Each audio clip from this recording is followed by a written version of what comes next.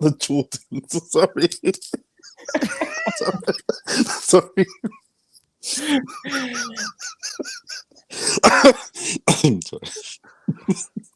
Should we explain this to everyone? Yeah, sorry. Good morning. Carry How's it on. going, people? Welcome back to the channel and welcome back to the Fourever Arsenal podcast. Hope everyone is all good and well out there. We're coming off the back of a hard fought.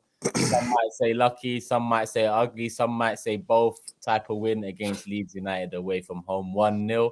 We've started the podcast laughing because as Arsenal fan, we're top of the league. How can you not be laughing? Big up Jordan, big up Lee, and big up James. James is back after a mini break from the podcast last week. And James, I wanted to bring up a comment from one of our loyal subscribers and supporters. Caliber says it's a dead podcast without James, and it's got quite a few likes. Well, thank you so much. And one of the I'm back. replies says, nah, 10 times better without. So make of that what you will. You win some, you lose some, eh? Well, the first one's got a few more likes than the response. Let's say that. Okay. Oh, that's good. Well, thank you. That's Lee. That was one of Lee's burners. It definitely was one of Lee's burners, but it's all right. I'm back for this nice 8 a.m. We're back. Good to have you back. I know every time these don't open the podcast and see Jordan, they're thinking, fine, when are they fucking going to get rid of him? And Yeah. listen to us. He's back again. Bloody hell. He's resilient, mate. He's resilient. Come like on. someone said, it's going to be the Jacques Chirac when he comes back round full. I'm telling you, man. You'll all love me one day. You'll all love me. Listen, let's start with you, Jordan, because you know what? It is 10 games on the board. And you said after 10 games, you're going to make a more definitive prediction, maybe a more bold prediction. We are top of the league. We've got 27 out of 30 points. We've won 9 out of 10. What are you telling me after 10 games? Yeah, I did. I did say 10 games is when I look at the table and take it seriously. Could have like 11 now. Yeah. Call me after Southampton and we'll chat then. No, my prediction pre-season was 5th. Up until this weekend, it was 5th. It's difficult, Turkish, because you do look a bit stupid if you're saying after 10 games, 4 points clear the top, that you still don't think that minimum top 4 is secured. But I've got to be honest, I'm still not completely. Oh, there we go. I'm still not completely convinced that we will finish top 4. From here on in, I think it would take an almighty implosion for us to finish 5th. I will say that. But can any of you three honestly sit there and say that 5th is completely out of the question? It's impossible we could finish 5th. No, I don't think you could. You can't dismiss that completely, 100%. Well, Chelsea beat Liverpool, which is their game in hand. Their record will be 7 wins, a draw, and 2 defeats. They've gone under the radar. They'll be on 22 points, only 5 behind us. And they were considered, they sacked their manager. So it really is tight at the top, to be fair. We've not kind of, I know we're 4 points clear, but we haven't still got as much of enough of a lead where I'm like, right, the title is still far away, but I know now 4th minimum, that's banked. I'm still not quite there yet. And that might sound really stupid to a lot of people because we're playing really well and we have got that 4-point lead. But as James says, if we were to, and I don't think we will, but if we were to lose our next 2 games, we could be 4th, 5th in a couple of weeks. It's that close. We could be 5th in 3 weeks' time. It can change that quickly. So I'm going to stick with my prediction of saying I still think we'll finish 5th, but I'll slightly caveat it with we're moving into a position whereby for us to finish 5th now, it would take a massive, massive drop in form, a huge drop in form. So I will add that slight caveat, but I'm not still in the camp yet that says we're definitely going to finish in the top 4. Well, that performance didn't tell you that, no?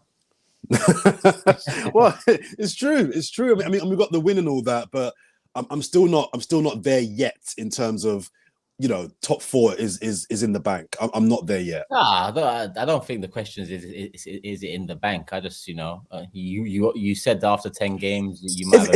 If it's a prediction you're asking for, my prediction is that we will finish 4th.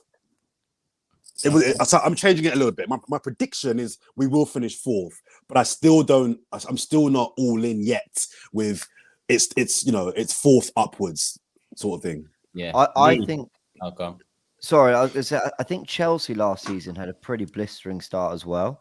I need to look at it back. Mhm. Actually, while Lee's waffling on, I'll look at the record. Before Lee waffles, Man United were top in, I think, end of January 2 years ago.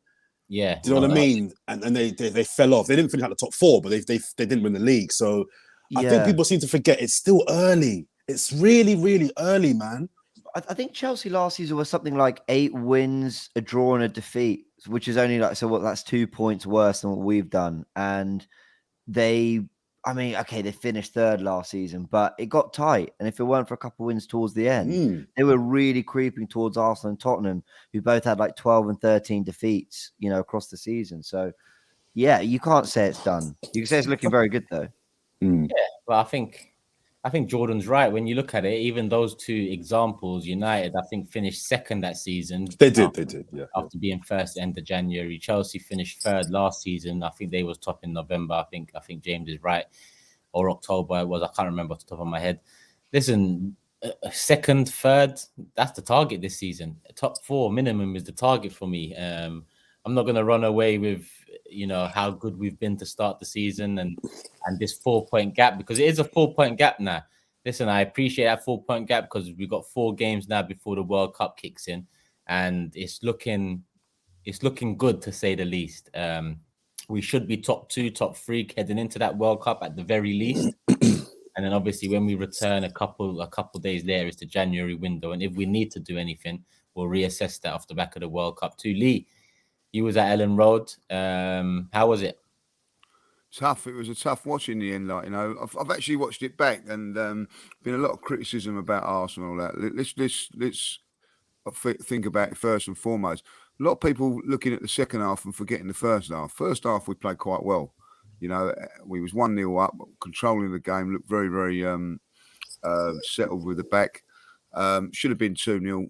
If I'll be honest, at half time, but Jesus got the Jordans, and that meant that we only went 1-0 up. Thank you very much, Jordan, instead of 2-0 up. And of course, thanks to him, Turkish, we only got a point, because that would have been 2-0. But second half, we was fortunate. I have to say, we didn't play that well. Listen, combination of a lot of things for me. I spoke to the security guy at the Arsenal. They come home on the Friday instead of the Thursday. I'm baffled by that, why they done that, and then particularly when they got to go to Leeds the next day. They didn't get spoken to Aaron Ramsey's dad. He didn't get home till 5 o'clock Friday evening. That day they then trained Saturday morning, then on a train going back up to Leeds. I don't know how you guys feel about it, but I always feel better when I'm travelling. I always feel, I can't wait to get into my own bed. You know what I mean? It's just that little bit more comfortable and things like that. I think it was a mistake. I think we looked jaded towards the end, which is a bit of a worry. But I also think that when you look back on it, we've had really, really tough games. Tottenham, Liverpool, emotionally, physically taking it out, and then travelling to Norway, then get the Leeds game, and everything.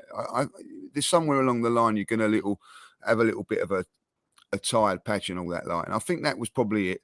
When we go in Europe, this next game we're at home, so we're not travelling. So I think that's a big key. Not making excuses. We didn't play well in the second half, but I also think Leeds really put it on us from the first minute to. I actually said to Julian, I was standing next to Julian, and I said to him, they cannot keep this tempo up, Leeds. They did. They kept it up to the very, very end. So all credit to them. Made it difficult for us, but certain players now have got to be looking at themselves. I didn't think played well, but we're 10 games in, 9 wins. And I'll tell you this now, lads. I'm sitting here now. We played very, very well against Manchester United and lost to them. We played poorly against Leeds, and we've won. I know what I prefer. I know I'm a lot more happier today, even though the performance weren't great with the result, more than what we played against Man United. So take the positives from it. We got a little bit lucky. I think the only reason we got lucky in that game was when they missed a penalty. I don't see any other fit. Every other decision was right. And that, for me, shouldn't have even been given that penalty. It was a mile offside. I don't care when I hear idiots like that referee yesterday, who is it? I can't stand him. Like, you know what I mean? Is it Dermot? Oh, Gallagher. The one Dermot Gallagher. that looks like you. Don't insult me, Jordan. Like, you know what I mean? Like, do not go over the line, please. No, you know what I mean? Like, you know, but no, it was too long in the phase of play. Like, you know what I mean? If you're offside, you're offside. Like, you know, if it's handball, it don't matter. Like, it's handball. It's an absolute. You know, I'm going to get. You know, I say it now. I do not. I've been in football a long while, watched football, played it and everything like that. I do not now know what is offside and what's not offside. I don't know what is a handball and not a handball over these poxy rules over the last few years. It's a joke now. It is a joke. You go, I don't know what a penalty is now. What is a foul and what's not after what I've seen this week? Like, you know, I'm just losing faith with this official. And I will say this now, if that official, after watching that, can conclude that it's a Gabriel sending off and a penalty to them, I'm looking at him and thinking, are you corrupt, mate? Because at the end of the day, how can you conclude and get that out of that? It's just an absolute shambles. If it wasn't for VAR, we lose that game, you know, and I hate VAR. So I don't know. It was so VAR helped us yesterday. Yeah, I think it did. Yeah, for the first time it did. Sunday. It did on Sunday, but James, you know what I mean? You tell me, why is that not offside? Why don't I give it offside? No, the offside's weird. The offside's weird. I mean, I don't see how they think enough football's been played for that. For me, so you know, sometimes you think, am I remembering it wrong? But it was all part of one move, wasn't it? They went down the right. It was offside, then it came back, maybe a pass or two, then it was in the box. I mean, it was, weird, really weird. But then they're checking the line. You know, it was a mile offside, James, right? And then you know, you see the one with Saka, like they're looking at it like, you know, it's a millimetre. You know, that's the same thing. You know, that was three phases later. I don't. What's all this phases like? You know what I mean? Like, if he's offside, he's offside. He's collected the ball. It ain't like he's not interfering. Why don't they just say on Sky and these platforms that they missed it?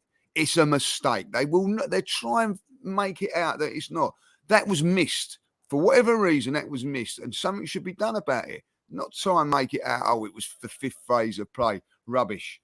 We got away with it with the penalty miss, but ultimately that should never have even been a penalty. Yeah, I think more often than not, people say the bad refereeing decisions are swings and roundabouts across the season. I think it was across that game. Across that second half, because the Gabriel arm into the back from Bamford, a lot will say soft, but they're given nowadays, so it's been given as a foul. Then you have the penalty decision where the offside was just slightly before. Like Lee, I'm the same. I said it on Big Six last night. What the fuck is this phase of play and this and that? He was there just outside the box. He was offside. He crosses the ball in a few seconds later. I'm not hearing anything about phases of play. And obviously you have that Gabriel one at the end where the linesman decides to tell the ref that it's a red card and a penalty without them even taking a moment to take a step back and maybe confer with VAR before making that decision. They jump to it. And I'm shocked that referee, what's his name, Gallagher, said that it's a red card, because the first thing that it is a push in the back of Gabriel, which is a free kick to Arsenal. Whatever happens after, it happens after. There's no way that's a penalty. No way. Maybe a red card, you can argue if you want to say, Gabriel was a bit aggressive with the way he swung his leg. Even that would have been so soft. But a penalty, no way. The first foul was Bamford on Gabriel. James, you're smiling there. I've just watched the offside back, and what happens is Christensen tries to cross the ball, so it's blocked out, and then it comes back to him, and then he passes it, and it goes into the box. How you can say he's not influenced the game from an offside position? We've had to defend a cross, and then it comes back to him, and then the move starts again. I mean, it's ridiculous. So they must think that once that cross is played and it's cut out, that's a new phase of play. But come on, you know, the defense has had to get involved from an offside player's cross.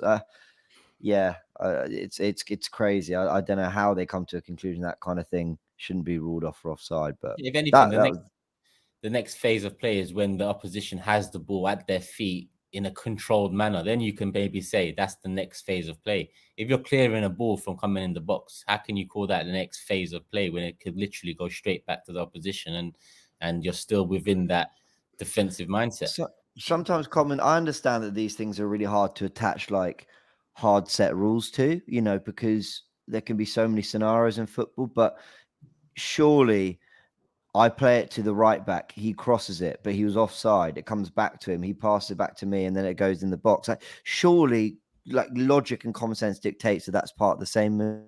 But anyway, we did get it. Justice. I guess we're away with that. Yeah, justice is right. You know what I mean? But look, listen, this is what I'm saying. Like, the Man City Liverpool game, they went back 2 phases. For the Haaland one, because if the Haaland one, they said, oh, if that wasn't a foul, they'd give it on the Alisson one, like, you know what I mean? Well, that's 2 phases in, 2 phases of play, because, it's just ridiculous, you know what I mean? Like, I just don't understand it, like, you know what I mean? Listen, I've been in football a very, very long while, it's a penalty. Sorry, it's not a penalty, it is offside. It's been offside for 30, 40, 50, 60, whatever years since offsides come in, it's offside. He's involved in the play. Years ago, guys, and I was playing in a game like I was playing in a game, and the ball come out to the edge of about 30 yards out, and one of my players banged it volleyed it straight into the back of the net. I was playing right wing, right? Yeah, not interfering with play and whatever, like, yeah. And the linesman gave offside because the rules were you was offside. Ridiculous decision, right? And that's one of the reasons maybe that they changed all that sort of thing, because it was ridiculous. And now it's gone like, he's involved with the play, but it don't matter. His second phase and whatever, like, you know what I mean? If a referee said that to me, you know what I mean? It's just an absolute ridiculous decision. And, I actually was watching that Sky thing. When he said that yesterday, I turned it. I cannot watch that bloke ever again. I can never watch it because it's just laughable. And I will tell him, if I ever bumped into him, I'll say, you're switched off, son. No more.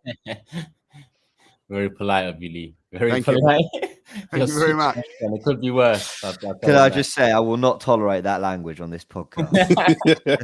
It's a family podcast. Calm down, okay, Lee. All right. Yeah, I know you're not. Well, I try not to swear, like, so. Turkish, can I just say that I'm finding myself in the not so unusual position of disagreeing much with the fan base, but in the unusual position of defending the club. I've consumed a lot of the content since the Leeds game. I've heard Arsenal fans, I've heard from pundits, I've heard from non-Arsenal fans, I've heard from ex-players, everyone talking about the win being a lucky win. Lee mentioned it earlier on when he said that apart from, I think, the penalty, we were lucky. It wasn't a lucky win. The Saliba handball was a blatant handball. VAR checked it. VAR gave it. VAR did its job.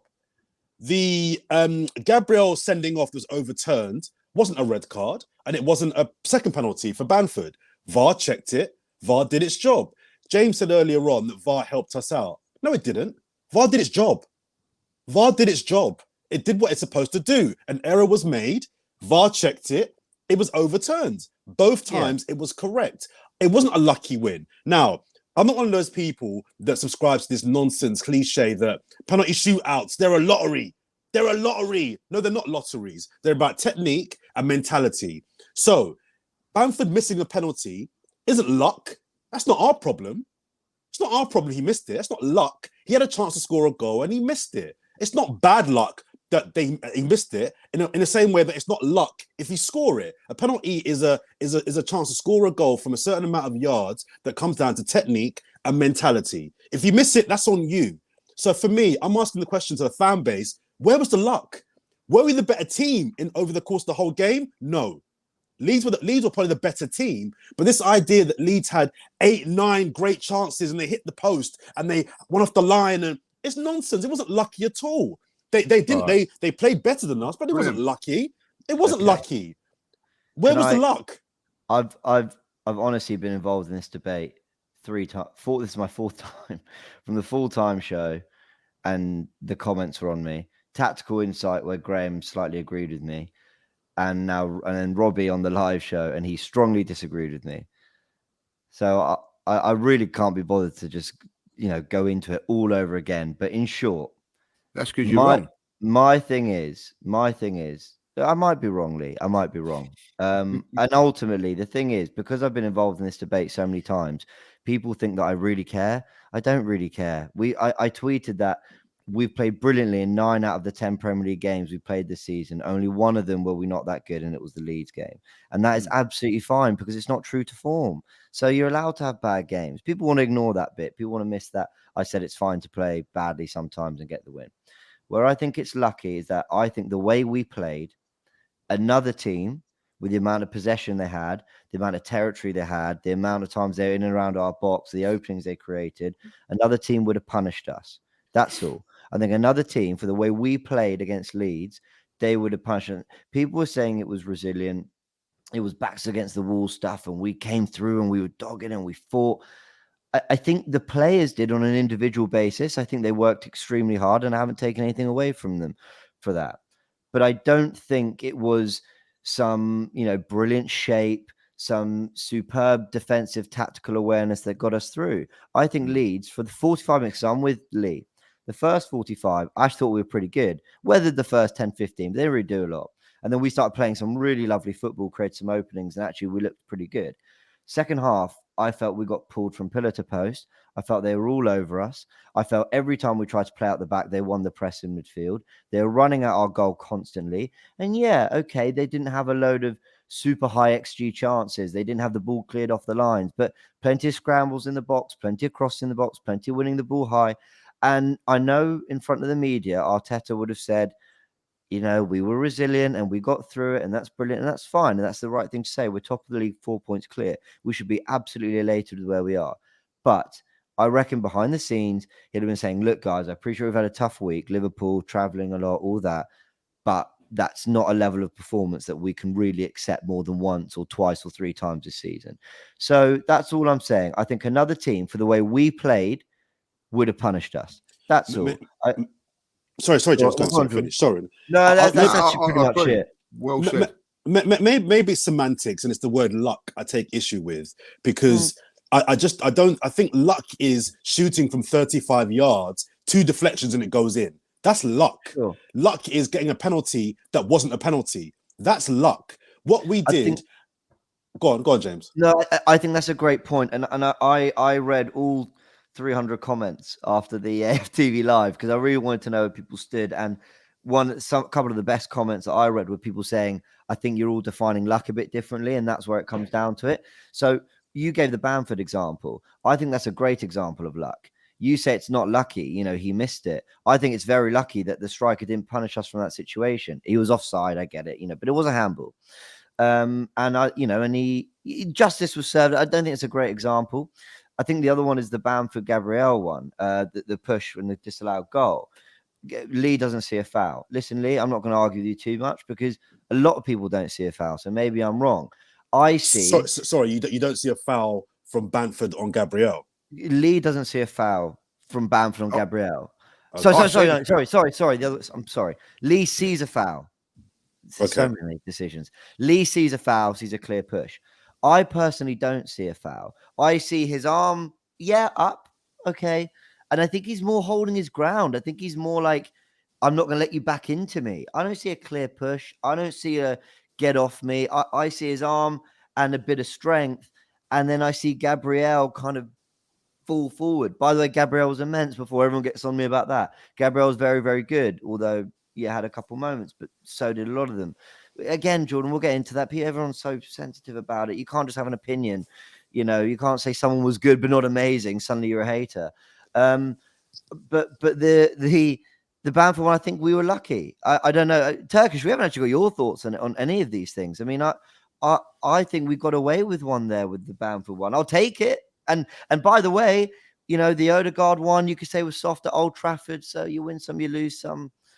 I don't know. I think that comment that said defining luck in different ways is probably the best way to put it. Yeah. Because semantics, isn't it? you look at the amount of times in the second half, the ball dropped into the 6 yard, in 6, 7, 8 yards out from the goal, and we managed to get away with it. Ramsdale pulled off a save. We managed to clear it a few times. Now, on one side, you could say we got lucky, include the penalty and that, and so on. On another, if in years gone past, when it's Burnley who managed to do well in them situations, get it out, last ditch challenge, last ditch block, which Gabriel had a few of.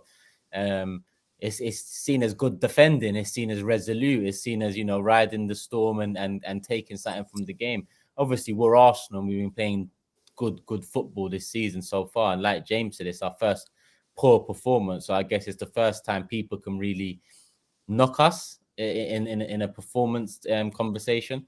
So I'm not going to dwell on it, whether it's luck, whether it's ugly. Again, I'm with James. I don't really care. I don't really give a shit. Yeah. I'll take 38 of those.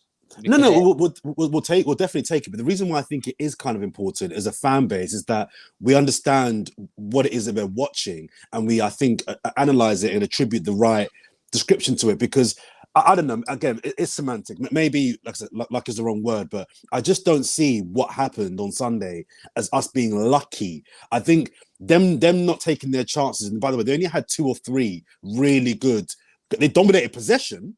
They had lots of bluster and lots of energy, but they didn't pepper our goal. There was one save from Ramsdale where there was a fumble in the area, and he kind of made a really good save, seeing it late. But let's not pretend like they were peppering our goal for periods of the game because they weren't.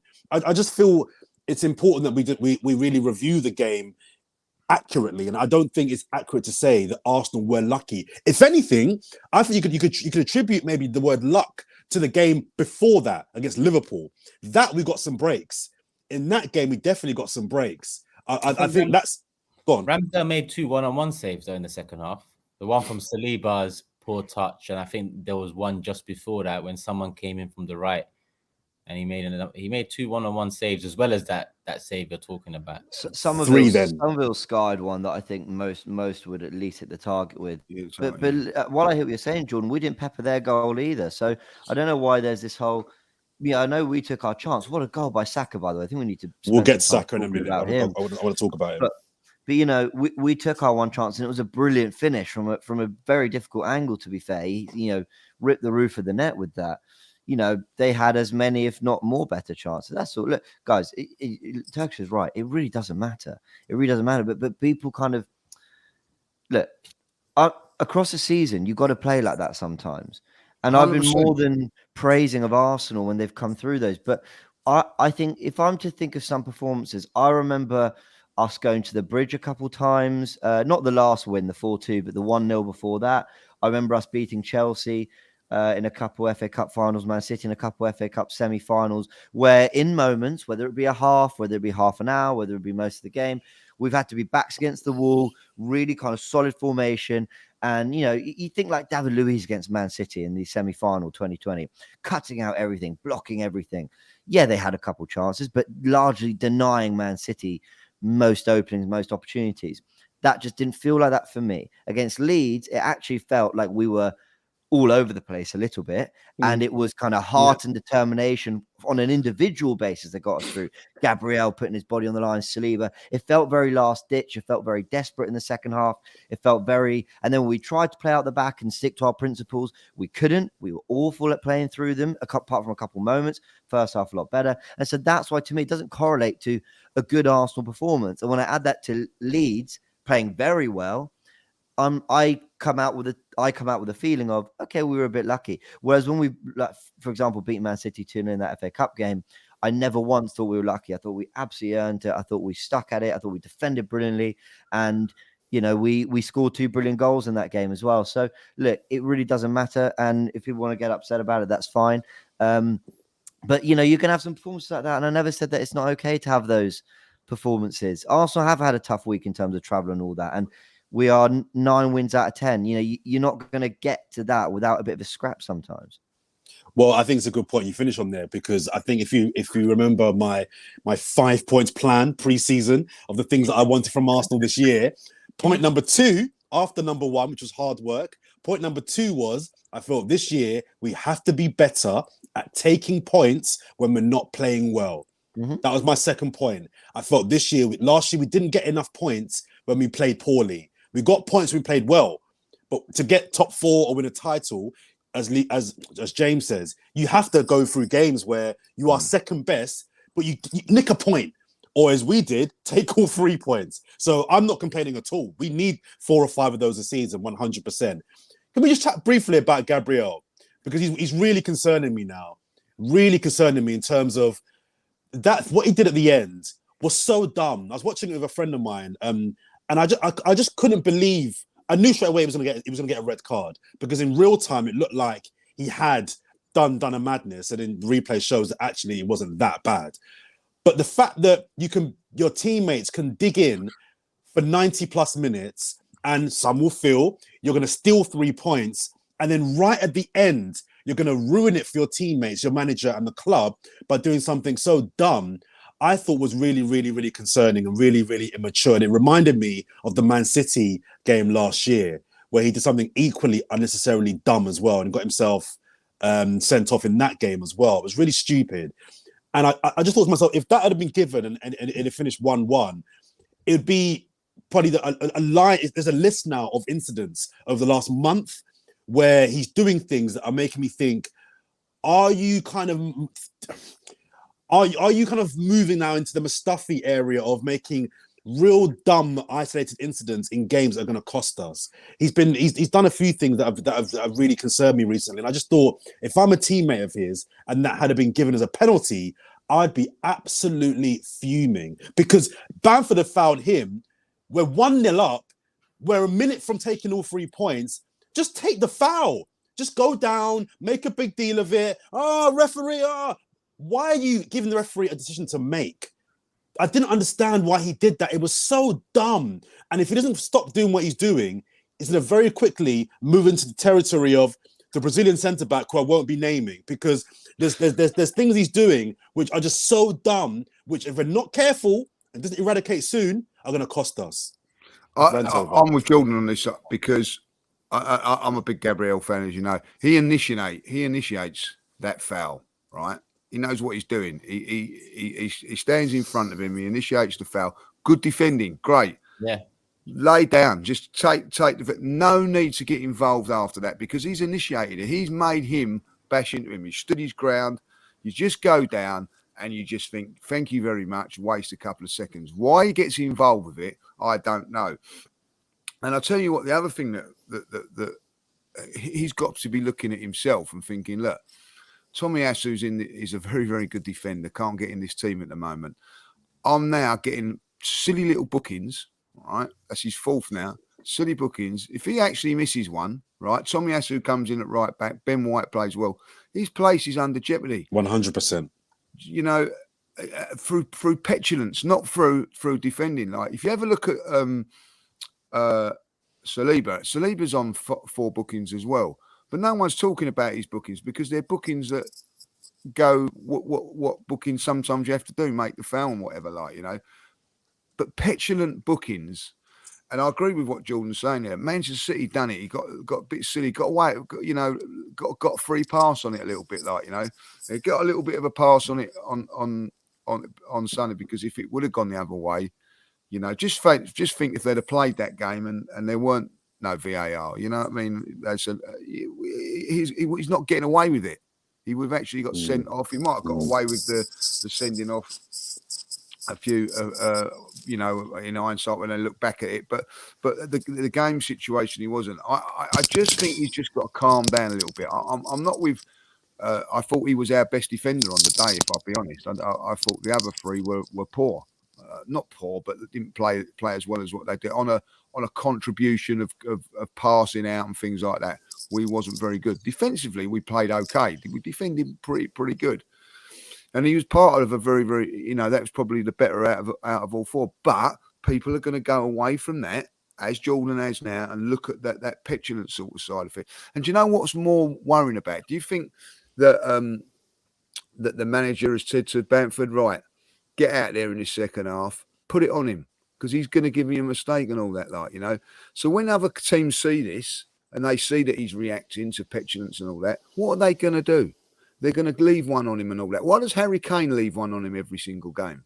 You know what I mean? Like, I've seen it on a couple of occasions now. Why is it Gabriel he's kicking out at? Why is he smashing into him in the game the season before? Because they know that they might get a reaction from him. Like, and I'm telling you this now, if that was Harry Kane, he'd be rolling around, making it a lot more worse than what it was, like Bamford did, Just don't get involved. And I think that I'm hoping now that the manager is saying, right, that's enough now, and bringing him into the office, because, you see on these documentaries one-on-one, that is enough now. Yeah, hopefully that is the case.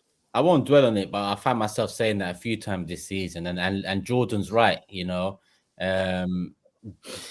do you wait for one of the mistakes that cost us before you reel off the list of mistakes? And I'm with Lee as well. Overall, he was our best centre back against Leeds, and he's been our best centre back in games previously. It's just 5 seconds, 10 seconds so far this season tend to define his performance, because those 5-10 seconds are so mad at times that you can't get your head around it. Like I'm with Jordan that in the 93rd minute, Lee's right. You initiated the contact.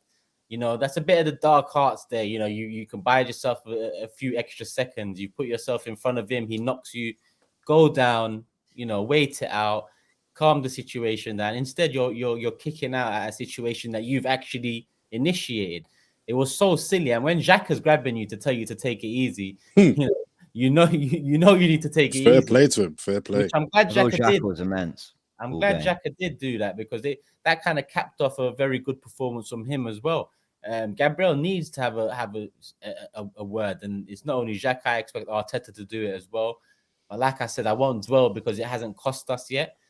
But Lee makes another good point: 4 yellow cards. If he does miss a game in the not so distant future, and someone steps in and does an equally good job, he'll have things to think about. And at the end of the day, competition, it can help bring performance levels up. It can help eliminate moments of madness and whatnot. And this season, in defense, we have competition, and we can rotate it about. We can do different things. I think it's a really good point. Just briefly, I know you're going to move on, Turkish, but I think it's a really good point you make there about competition. One of the things that I'm loving about Arsenal this season is the standard of everyone has gone up.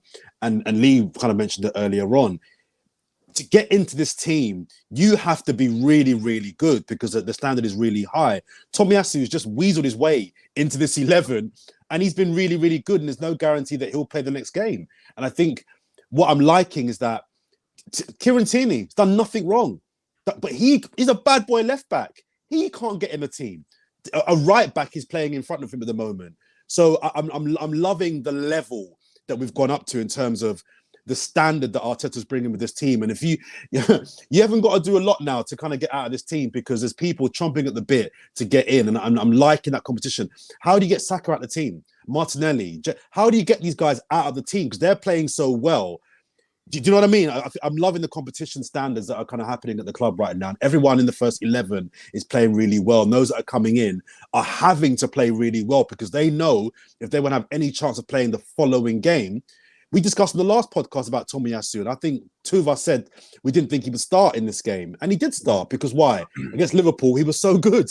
Yeah. He's keeping a left back out of the left back position. That's how good Tomiyasu's been in the last couple of games. So I think it's worth mentioning the rising of the standard across the first 14, 15 players in this particular squad. But also, I don't know about you guys, but a year on, I'm judging these players slightly differently to last year. They now, I know we didn't make top 4, but it's now a slightly different level. Gabriel wasn't faultless last year, the Man City game you mentioned, but all the focus was really on the referee that game, blah, blah, blah. So, it's not about coming for one player, for every mistake. I think it's, when you recognize maybe a little bit of a pattern, because I agree. I love Gabriel. I really love Gabriel. I think he's the kind of defender, and I guess you've got that in Saliba now a little bit, but he's a defender that I was crying out for years at Arsenal. Someone who's really physically imposing, really quick recovery pace. And I know it kind of won't really get noticed. We did try to highlight it on Tactical Insight, but actually, Rodrigo plays that ridiculous pass out to Saka. Thanks for the assist. He's actually forced to make a decision really quickly because Gabriel's come all the way to that side to press him. And it's a little thing, but you've got a 6'4" centre back behind you who's ready to press you, win the ball in your half. Yes, he makes the wrong decision, but he's made to make a decision. You could easily have taken a few yards back, and Rodrigo gets the ball, turns, and is running at us. So Gabriel has his own little part to play in that goal, and he gets goals as well. And I thought he was pretty good, but I agree with what you guys were saying about that incident at the end. And look, sorry to cut you for a sec, James, but he had a block from someone about 8 yards out that essentially keeps it 1-0. And that's such a big moment because Ramsdale takes all the praise for the clean sheet now because essentially there's moments of luck there. There's ugly moments in the box. But Gabriel still, overall, 89 minutes and 30 seconds of games, he is on point. His head is screwed on. It's just sometimes 15 seconds of it, he gets maybe taken out of position easily or he's rash in his decision-making. And that defines a performance, whether right or wrong. When it doesn't cost us, okay, cool. But if it costs us, that's when it leans heavily towards wrong. I do find this sort of notion I appreciate we're supporters and we should always back the team, whatever. I thought Turkish, your fan cam was excellent because you said, listen, I acknowledge that there was a bit of this, a bit of that, but come on, with 9 wins out of 10, we should be really happy. And I think that is ultimately, especially when you've got a 3-4 minute fan cam to give your opinion, I always think that should be the overriding emotion. But when you're doing these hour shows or whatever and you're rediscussing, I don't think there's anything wrong with acknowledging the bits that went our way or acknowledging the bits that went bad. And one thing I took from All or Nothing is, people go, the players, get behind them. It's like, okay, well, firstly, we all are. Secondly, what do you think Mikel Arteta is saying to them in dressing rooms? Not necessarily after Leeds, but who remembers when we were 2-1 up at half-time against Sunderland in the League Cup quarter-final? And it was tearing them apart at half-time because the performance wasn't there. So, you can... The standards have definitely gone up a little bit on last season. And I don't think there's anything wrong with that. I don't think there's anything wrong with going, cool, a year on, 4 top players if you include Saliba added to this squad, 4 I'm certainly very excited about. And it's now not just about just getting into top 4. I think we need to see a little bit more. And we've been seeing that all season, so we're delighted. Leeds was our only not great performance, but so what? It's great that we're talking about this like that, into certain thing, because I think you're right, James. It's a great point you make. The standards of this season have gone up. The difference on players, because the 3 passes of last season are not going to happen again because 13 defeats isn't acceptable. 13 defeats last season, by the way, got us 1 point off the top 4. 13 defeats ain't going to get you nowhere near top 4 this season. So you've got to improve all around, and that means the fans are accepting that as well. The fans give them, let players off last season for things. I think that's a fantastic point you make about Gabriel. No one criticised Gabriel for the Man City thing last week. Focus on the referee. Ultimately, bit of both, you know what I mean? But I think this season, we're focusing a little bit more on Gabriel now because we've seen mistakes, but you don't want to see them continuously happening now because you want to see that improvement and that level going up. And the level has gone up. 9 wins out of 10 is very, very difficult to do.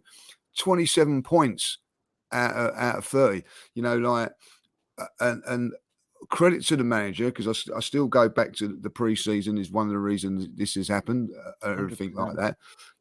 We was organised. We've not gone into the season bitty. We've gone into the season with straight away hit the ground running, and that's helped along the way, So there's some things there. I think just looking back on that performance, one of the main reasons we didn't play well is because Gabriel didn't play well, and Jesus up front. He had a poor game. We didn't hold the ball up. So we couldn't get out, and that let them come onto us. And that was the one thing that worries me when Jordan says, "Oh, I'm not so sure if we're going to get top 4." Is that listen? A lot of teams will say, "Right, how do you play against Arsenal? We dropped back like Tottenham did, right?" And let's face it. Everybody, when we played Tottenham, they played in our hands. That's how you played them. This Leeds team got into our face. They stopped us playing out. We couldn't handle it. So now other teams like Southampton go, right, we need to do that. We're going to go in there. We ain't going to drop deep and let them play. We're going to go into their faces, and we've got to. Arsenal need now to find another way. And one of the things that worries me about that game is that Arteta didn't really do a lot about it. He had to ride it out. Why? Not because he's a poor manager, not because he's a poor tactician and all that. He hasn't got enough options on the bench to change things up, like, you know, and that is my biggest problem now. Like, you know, that is a game there where you think, right, what can we do? We need to beat the press. How do we beat the press? Well, we go over the press, right? And that means going a little bit longer. Haven't got no one that can come on the pitch and do that. So I think that Arsenal are doing very, very well at the moment, but we've still not got the tools to take us to the next level yet. And I mean, that next level is changing for the title, because there are now, I think Southampton will look at that game. Other teams will look at that game and go, right, let's get in their faces. Now, I don't think many teams can do what Leeds done and do it for 90 minutes, but ultimately they took us out of our stride. Is it, you know, like Ben White couldn't pass for Toffee. Saliba couldn't pass for Toffee in the second half. Nor could Gabriel, nor could Tommy Asu. He didn't do it very well in the first half. We lost balls in midfield. Now, if you look back at that game, because I did have a little look back at that game, in that first 20, 25 minutes, they pressed us and they dropped off a little bit, and then we started playing our football because they allowed us to at a certain stage. In the second half, they didn't allow us 1 minute to do our football. Basically, one of the reasons the players were off. But ultimately, we've got to find a way of dealing with that. And other teams now will look at that and think, right, that's how you can get at Arsenal. So when the next team does it, we've got to make sure that we play all around them and beat them well, because then that'll turn around and go, hold on a minute, if we press them really hard, they can beat us. If we drop deep, we can't. And if you have a look at Manchester City do it very, very well. No, they lost against Liverpool, but ultimately they still play their football, and 9 times out of 10 get the result. I think if we were just a bit sharper in that game, and I think we've had an intense couple of weeks, the travel to Bodo Glimt, but then the Liverpool and Tottenham games, and I think the squad's been quite largely used even across both competitions. I actually think if we were a bit sharper, even with Leeds pressing that way, and they were brilliant, I think like we had moments in the first half, I think we might have actually played through them a couple more times, been a little bit better, and those are the kind of openings we want. I think actually if Southampton do that, I think Arteta will be quite happy. I think he'll say, come and, oh, I've got an email, that's nice. Don't know if you heard that on the mic. But yeah, that come through? Yeah, we did. Great. Thank you. I think Arteta, what's that? Go back in your other room. Sorry. I think more often than not, we want teams to chase us. I think it kind of suits us because we play so hard at the back. I think Leeds were brilliant and we just didn't quite have it on the day. Can I take a second? I want to talk about Bukayo Saka really quickly. Yeah. Actually, not just Saka, but Arteta as well. I'll start with Saka. You know, we wasn't playing his electric best, you know, at the start of the season, but maybe this leans into the conversation about standards now, and maybe we've come to expect something incredible from Saka. And only the other day or the other week he turned 21, and then I saw him yesterday at the Ballon d'Or awards and all that, and you know, you're kind of just realizing how far this guy has come in a couple of years' time. And that finish, not only does he get the 2 goals and steps up for the penalty against Liverpool, but then he scores the match-winning goal against Leeds from a tight angle. It's a brilliant finish. Credits to Martin Odegaard for that assist, because that's 2 weeks in a row now he's put that ball on the plate for Martinelli and Saka when that sort of transitions come and that opening's there. So developing that killer instinct's important. But Saka, again, with the right foot doing it, and the amount of goals and assists he's got with his right foot's incredible. I just think I think he's so special, and I fall into the trap of kind of not falling into the trap. Martinelli's excellent as well, and whenever you got this 2 players, there's a tendency to compare with Smith Rowe as well. But I just think ultimately the responsibility he shoulders, you know, and the amount of times he's the match winner or he's the guy who stepped up, and I think it just speaks volumes that I actually still think we've not quite seen Saka at his very, very electric best.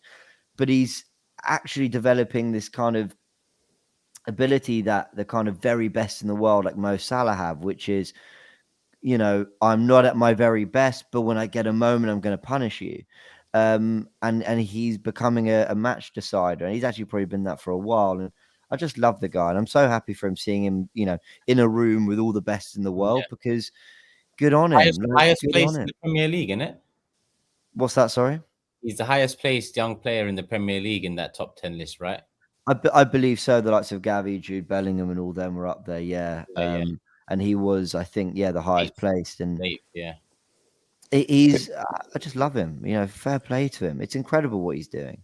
Just to briefly add to what James just said, I endorse everything that he said as well. I love him as well. I mean, I still think you could argue Saliba, but I actually think Saka's our best player. And that might sound a bit mad. I think Saka is better than Odegaard. I think he's miles better, and I always have thought he's miles better than Emile Smith-Rowe. I think he's better than Martinelli. And by the way, Martinelli and Odegaard are phenomenal young talents. I think he's better than Jesus, and that's going to sound wild as well. But I think his ceiling as a right inverted winger is higher than Jesus's as a striker. If I had to lose one of those players, I'd rather lose Jesus than Saka. That's how highly I rate Bukayo Saka. I think in terms of talent, I think only potentially Saliba is a debate, but I think Saka is a great talent. I think I don't know if it was Dan Potts.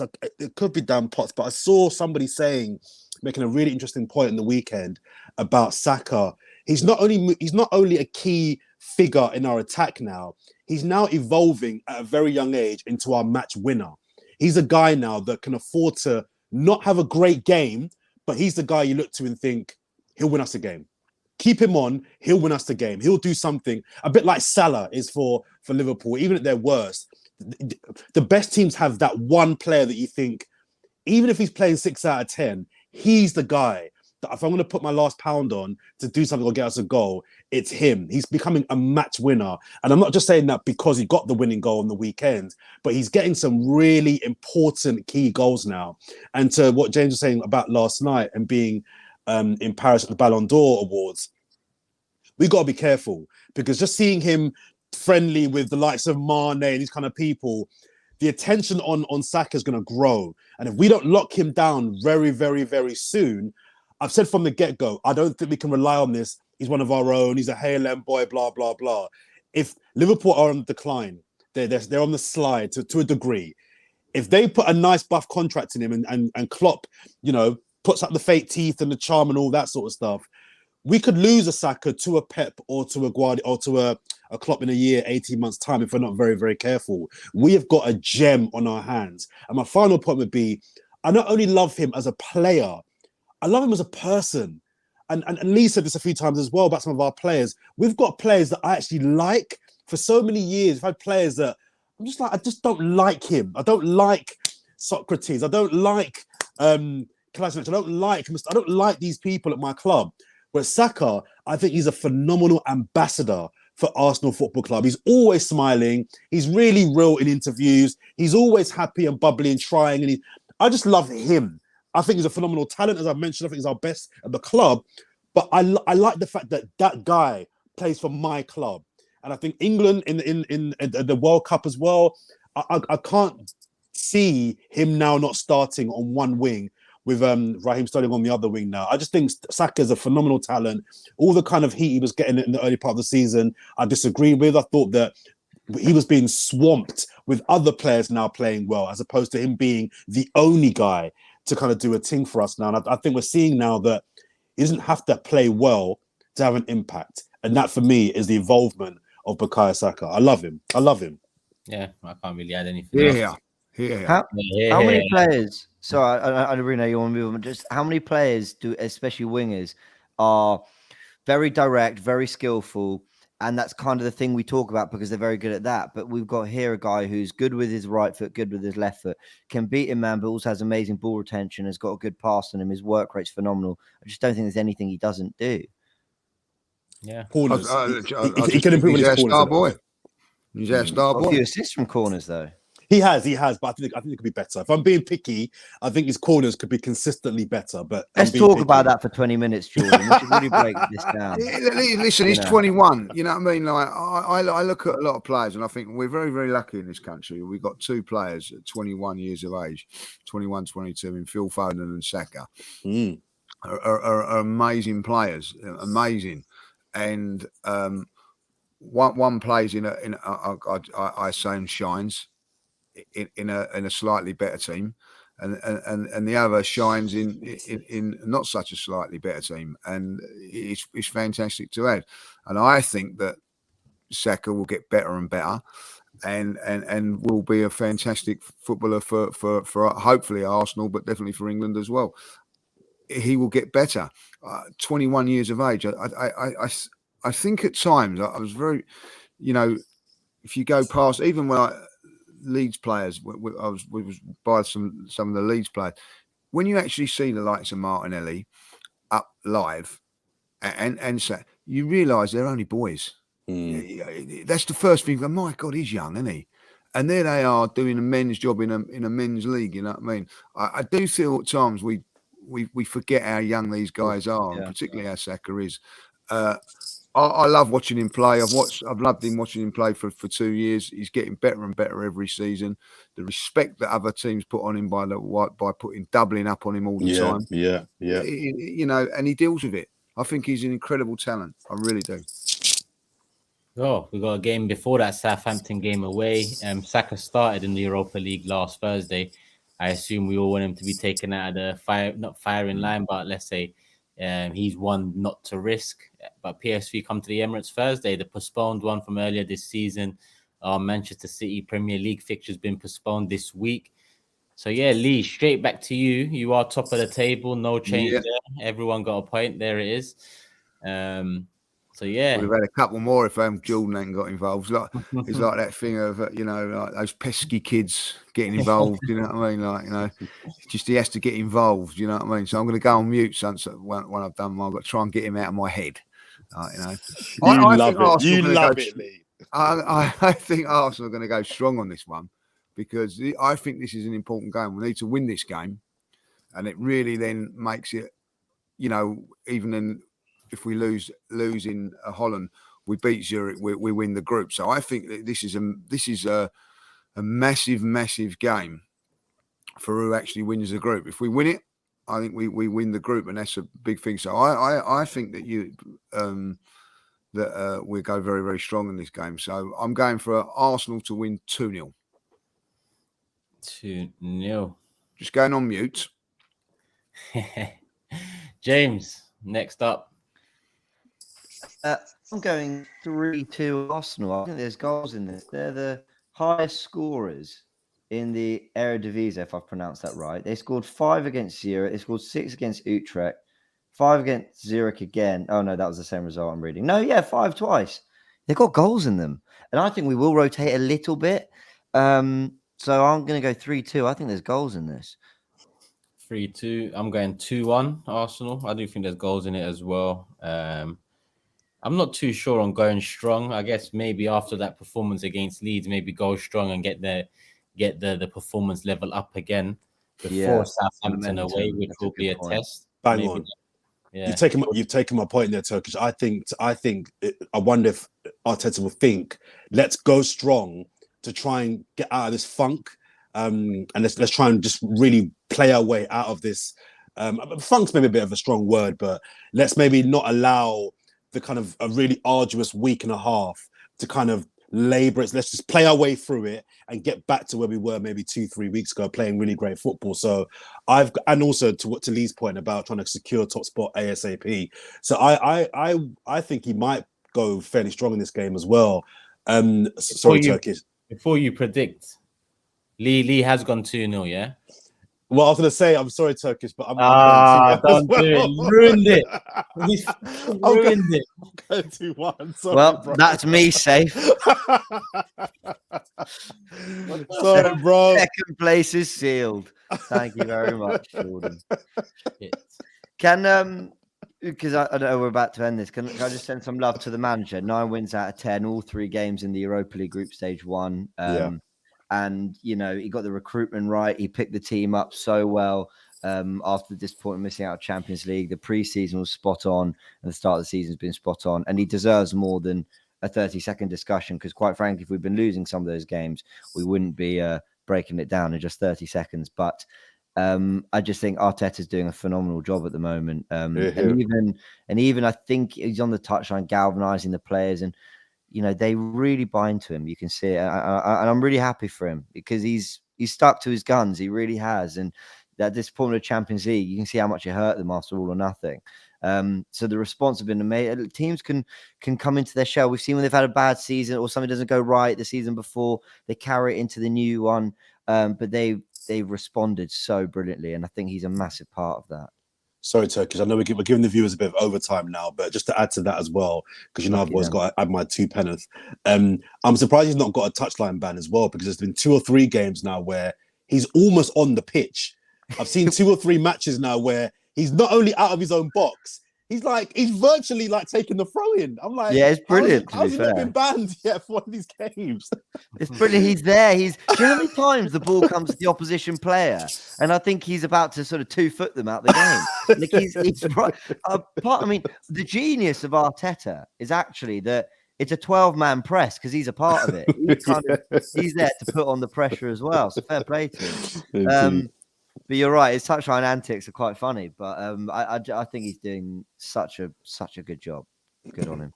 Lee, I'm gonna send it over to you before we wrap it up because you picked out the comment of the week. Oh yeah, I did. Come on, Lee, do your job. Come on. I thought you forgot about that, like. You know what I mean? So hold on. He's a professional, Lee. He's a professional. He doesn't forget. Yeah. You know, So the comment of the week, right? The comment of the week. We've gone positive this week, like, you know. So this is the one that goes from David Varga.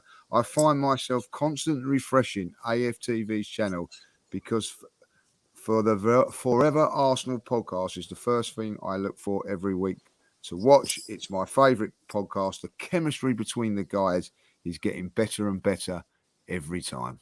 That's nice. That's a nice. beautiful comment. That's the sort of comments that we want. We don't want to be seeing Jordan slagged off and James being criticised. We want to see happy ones like that. Like, to be honest, Jordan out's quite nice compared to some of them.